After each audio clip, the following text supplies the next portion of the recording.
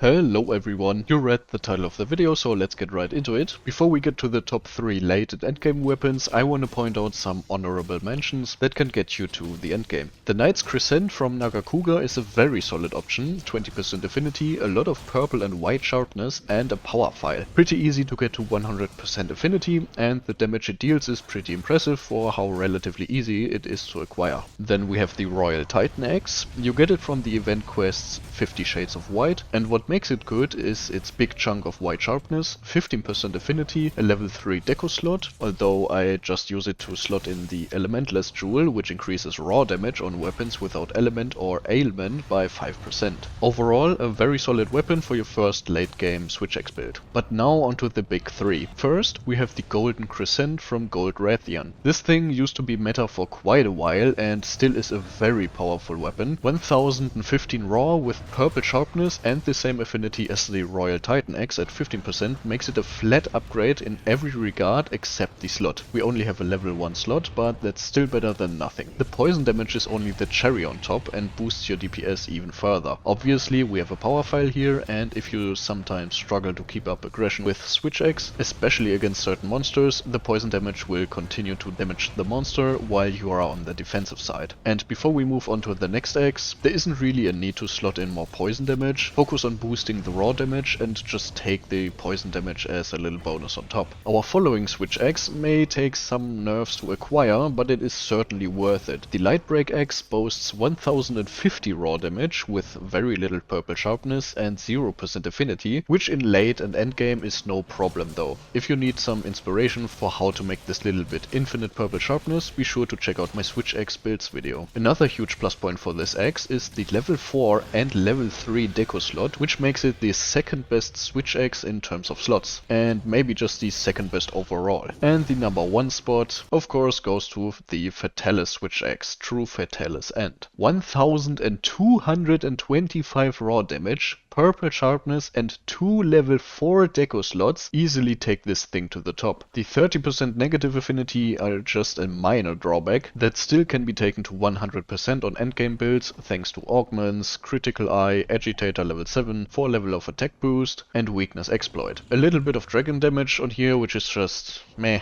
A tiny bit of bonus damage on monsters weak to dragon, but with the raw damage you can demolish anything in this game. Even Elytrion, though you will faint one time on the first judgment. Very impressive nonetheless. Since there really isn't much else to say about this beast, let's get to the elemental weapons. The best elemental weapons available are the Kya weapons. After talking about them, I will mention alternatives for them though, if you can't or don't want to grind for them. What makes these weapons so powerful? Well, obviously the very high elemental damage, which can be boosted to very impressive values thanks to augments and the elemental skills. The Bristly Crake on top is the built-in critical element, which boosts your elemental damage by 30% on critical hits, so having maximum crit chance is very important here. Decent white sharpness and 15% affinity are also always nice to have. The Safi Jiva armor with Kya weapons are probably the very best option for elemental damage. The only exception to Kya weapons is Dragon Element, where you'd want to use Elytrion's Switch Axe Black Harvest. But since they can be pretty annoying to get your hands on all of them, let's talk about some alternatives. Important for having a good elemental Switch Axe is the file type. You want to look for power elemental files, as they increase the elemental damage in amped state, while power files only increase the raw damage output.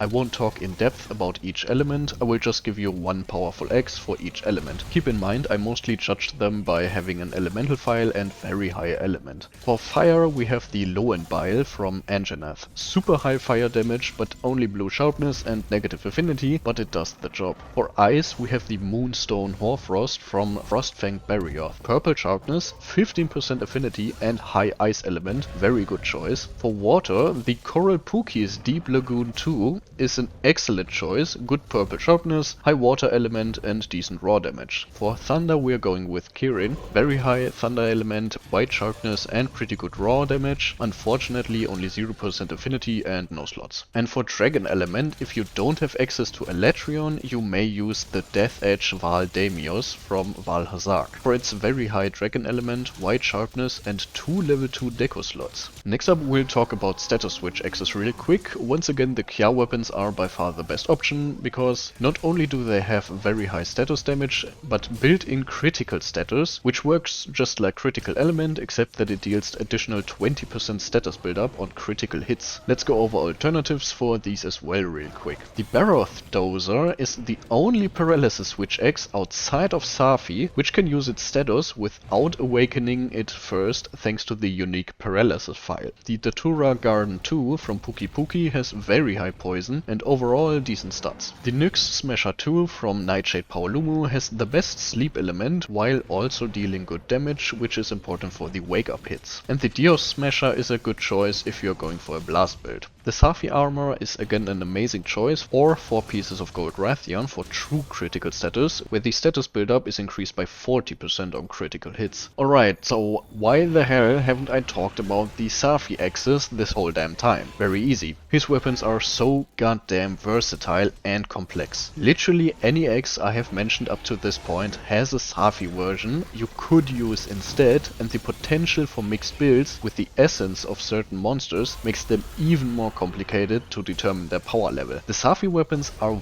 very good, no matter if you're going for a raw build, an infinite sharpness build, status or elemental builds, but they aren't the best in anything. In elemental and status builds they are equal to, if not outclassed by Kya weapons, and when going for raw damage, the top 3 I mentioned in the beginning in the video outmatch them. Especially this beast. Though the Safi Blast Axe is maybe on par with Golden Crescent, but it really depends on your build and the monster's resistances as well. But I can highly recommend them, and it is super fun to play around with the infinite possibilities. If I had to put them in order of power, it would look something like this. Raw damage will always reign supreme in Iceborne, and the Kya weapons will reign over the elements, with the exception of Dragon, where a Latrion cannot be beaten. I really hope you found something useful in this video, and if you have any questions, requests or constructive criticism, let me know in the comments below. Thank you very much for watching and happy hunting, guys.